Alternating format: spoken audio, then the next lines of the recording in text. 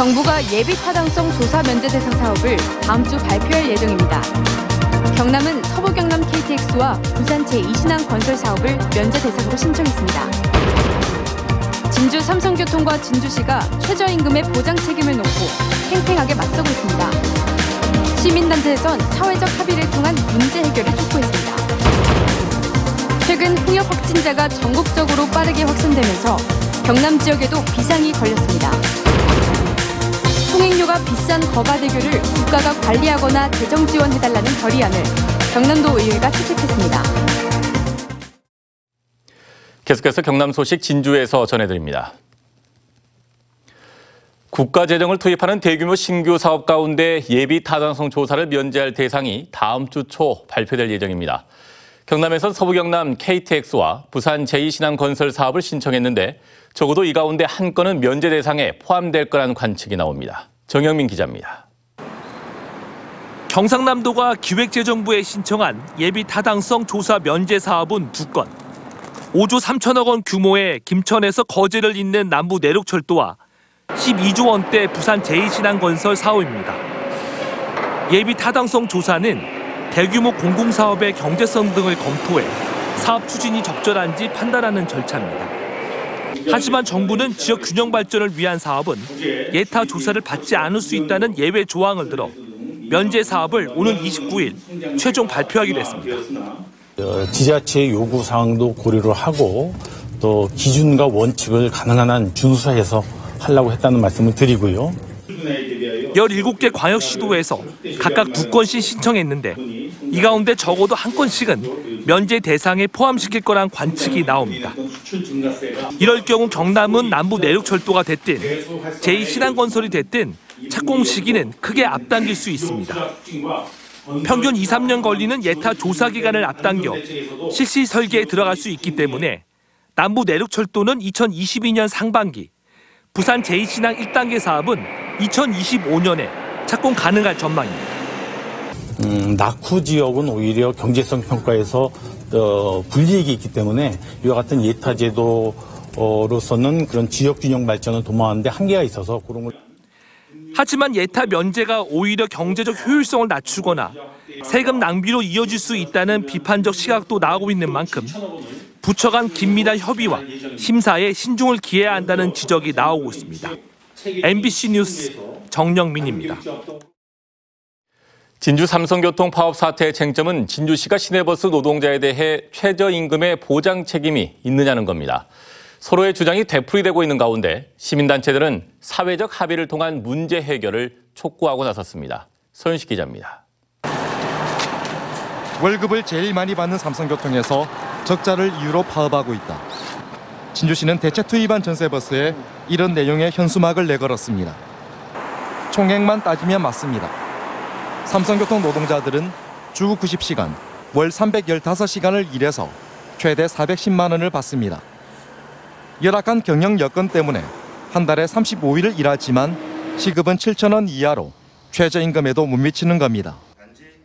때문에 삼성교통은 표준 운송 원가의 현실적인 재산정을 요구하고 있습니다. 쟁점은 진주시가 최저임금의 보장 책임이 있느냐는 것. 지난 2015년 진주시가 마련한 운용 기준엔 표준 운송 원가가 최저임금에 위반되지 않도록 한다고 규정하고 있습니다. 최저임금에 만약에 표준 운송원가가 위반될 경우에는 인건비 부분을 증가를 시켜서 최저임금에 위반되지 않도록 하겠다라는 그런 내용이 보고서에 들어 있습니다. 그래서 반면 진주시는 재정 지원은 총량 지원 방식이며 최저임금 문제는 노사가 알아서 할 일이라고 반박하고 있습니다. 타 3개사는 이렇게 흑자 경영을 하고 있는 걸로 봐서 크게 표준 운송 원가가 부족하지 않고 적정하다고 판단하고 있기 때문에 조규일 진주시장은 직접 전세버스에 올라 삼성교통 파업의 부당함을 알리고 있습니다. 이를 두고 시민단체들은 진주시가 사태 해결의 의지가 없다며 사회적 합의 기구 구성을 제안했습니다. 시내버스 문제 해결을 위한 경비는 결국 시민의 세금이니 이 문제 해결을 위해서 시민들의 사회적 합의가 우선적으로 필요하다. 시정 참여 기구인 진주시민소통위원회까지 대응에 나선 가운데 사태 해결의 실마리를 찾을 수 있을지 시민들은 주목하고 있습니다. MBC 뉴스 선식입니다. 인터넷 댓글 조작의 공모한 혐의로 재판에 넘겨진 김경수 경남도지사의 1심 선고가 오는 30일로 늦춰졌습니다. 김 지사 측은 어제 오후 사건을 맡은 서울중앙지법 형사합의 32부로부터 김 지사의 선고 공판을 오는 25일에서 30일로 변경한다는 통보를 받았으며 이에 따라 30일 오후 2시 김 지사에 대한 선고가 진행될 예정입니다. 선고가 연기된 정확한 이유는 알려지지 않았지만 쟁점이 많고 다투는 내용도 많은 사건인 만큼 사건 정리에 시간이 걸리는 것 아니겠냐는 분석이 설득력을 얻고 있습니다. 김경규 농촌진흥청장이 스마트 농업의 현실과 어려움을 현장에서 듣기 위해 오늘 경남농업기술원과 합천의 스마트팜 농가를 방문했습니다. 김 청장은 스마트 농업이라는 시대적 요구를 반영한 농업기술을 개발하고 보급해 농업인들이 더 나은 영농을 할 수 있도록 농촌진흥기관이 더 노력해야 한다고 강조했습니다. 최근 홍역 확진자가 전국적으로 빠르게 확산되면서 경남 지역에도 비상이 걸렸습니다. 전문가들은 예방접종과 함께 개인위생 관리를 철저히 하는 게 중요하다고 강조했습니다. 서창호 기자입니다. 현재까지 전국에서 발생한 홍역 확진자는 모두 30여 명. 지난달 대구에서 홍역 환자가 발생한 이후 홍역이 전국적으로 빠르게 번지고 있습니다. 경남에도 비상이 걸렸습니다. 지난 8일 한 건이 접수된 이후 꾸준히 발생해 오늘까지 모두 29건의 의심 환자가 접수됐는데 이 중 20명은 음성으로 나타났고 나머지 9명은 검사 결과를 기다리고 있습니다. 도는 보건당국과 비상연락체계를 갖춰 확산 차단에 주력하고 있습니다. 전 시군 28개 의료기관에 선별진료소를 지정 운영하고 있고 상황 종료 시까지 도 및 시군 24시간 비상대응체계를 유지하고 있습니다. 홍역은 공기와 침방울로 전파되는데 치사율은 낮지만 전염성은 높습니다. 이번에도 산발적 발병 사례를 제외하면 대부분 환자에게서 병이 옮았습니다. 특히 최근 발생한 홍역의 대부분은 동남아 등 외국에서 유입된 것으로 추정됩니다. 때문에 홍역 유행 국가를 방문하기 전에는 반드시 예방접종을 해야 합니다. 영유아 등 면역력이 약한 일부 환자에게는 폐렴 등의 합병증으로 나타날 수 있기 때문에 주의를 더 기울일 필요가 있습니다. 위생생활을 잘 해야 되는데 외출해서 다녀오시고 나서는 양치와 손 씻기 이런 것들을 꼭 생활을 하는 것이 중요합니다. 전문가들은 또 고열과 기침, 콧물 등 홍역 의심 증상이 나타날 경우 다른 사람과 접촉을 줄이고 바로 병원을 찾아야 한다고 당부했습니다. MBC 뉴스 서창호입니다. 전국에서 가장 비싸고 차종 간의 요금 편차도 가장 큰 거가대교의 통행료와 관련해 경남도의회가 결의안을 채택했습니다. 국가가 직접 관리하거나 재정 지원을 해서 통행료 부담을 낮추라는 겁니다. 이상훈 기자입니다. 불과 8.2km를 가는데 만원에서 최대 3만 원의 통행료를 내야 하는 거가대교. 심야 할인도 없는 데다 소형차의 경부고속도로 편도 통행료 2만 800원과 비교하면 킬로미터에 22배 비싸고 3종 대형차는 킬로미터에 50배나 비쌉니다.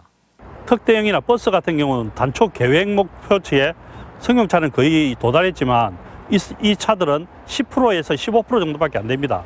그것이 그 정도로 이제 심각하게 타용을 기피하고 있습니다. 통행료를 내리란 목소리가 곳곳에서 이어지는 가운데 경남도의회가 통행료 인하 대책을 촉구하는 결의안을 채택했습니다. 거가대교 통행료 인하 대책 촉구 결의안을 원안대로 의결하고자 하는데 이의가 없으십니까? 이의가 없으므로 가결되었음을 선포합니다. 국가와 자치단체가 부담한 재정 지원금 비율이 인천대교보다 18%나 낮고 경남과 부산을 잇는 물류 관광 벨트인 국가 간선도로망을 국도로 지정하지 않은 건 이해하기 어렵다는 겁니다. 때문에 국가가 직접 관리하는 도로로 전환하거나 재정 지원을 통해서 통행료를 낮출 것을 촉구했습니다. 거가대교를 정부에서 직접 국도로서 인수를 하든지 아니면은 재정적 지원을 통해서 실질적인 우리 동남권의 또 물류 산업의 그 흐름을 잘 이어나갈 수 있도록 또 지원해 줘야 되지 않느냐 이렇게 생각을 하고 있습니다. 도의회 건설소방위원회는 오는 4월 현지 의정 활동도 계획하고 있습니다. 경상남도 의회는 이번에 채택한 거가대교 통행료 인하 대책 촉구 결의안을 청와대와 국회, 기획재정부 등에 보내기로 했습니다. MBC 뉴스 이상훈입니다. 다음 소식입니다. 조선시대 한의학 서적들을 만날 수 있는 한의의 참고서 특별전이 산청 한의학 박물관에서 열리고 있습니다. 오는 8월까지 계속되는 이번 전시회에서는 경상남도 유형문화재인 향약집성방과 허준 선생의 동의보감을 비롯한 30여 권의 한의서들이 소개됩니다. 남해군이 올해부터 중고등학생의 교복 구입비를 지원합니다. 올해 남해 지역 중고등학교에 입학한 신입생들은 한 명에 한 차례 최대 30만 3천 원까지 교복 구입비를 받을 수 있습니다. 남해군은 교복 복지 사업으로 지난해 11월 경남에서 최초로 교복 지원 조례를 제정했습니다.